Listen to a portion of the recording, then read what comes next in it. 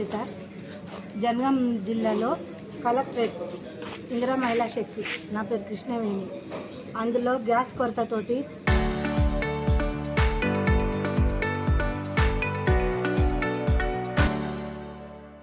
నేను భోజనాలు చేస్తున్నా. పొయ్యి అంటు పెట్టి కట్టెలు పొయ్యి పెట్టి భోజనం చేస్తున్నా సార్. 100 మందికి భోజనం ఆర్డర్ ఉన్నది. ఆర్డర్ వల్ల నేను ఇప్పుడు ఈ ఎండల కట్టెలు పెట్టి చేయక తప్పతలేదు. కాకపోతే ఈ ఎండతోటి నాకు ఇబ్బంది అవుతుంది. గ్యాస్ రాక 4 రోజులు అవుతుంది గ్యాస్ బుక్ చేసి, రావట్లేదు.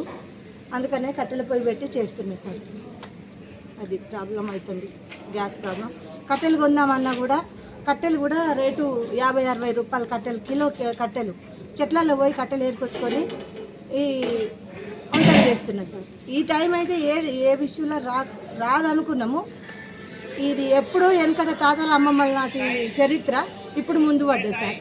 అట్లా.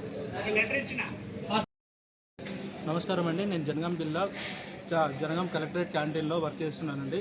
ఇక్కడ మనకి ప్రజెంట్ యుద్ధం కారణంగా మనకి యుద్ధం వల్ల గ్యాస్ కొరత వల్ల గ్యాస్లు అయిపోయినాయండి. గత 4 రోజులు అవుతుందండి మేము గ్యాస్ బుక్ చేసుకొని.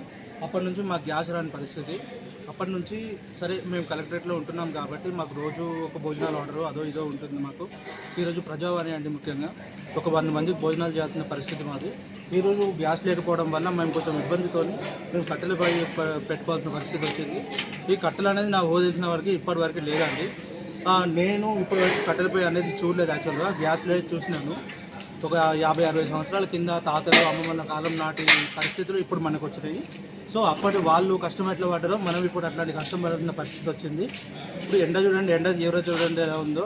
గ్యాస్ లేకపోవడం వల్ల వాళ్ళు అక్కడ యుద్ధం చేయబట్టి వాళ్ళు కొట్లాడుకుంటే ఇక్కడ మనం తిండి లేక మనకి గ్యాస్ లేక ఇబ్బంది వచ్చిన పరిస్థితి వచ్చిందండి.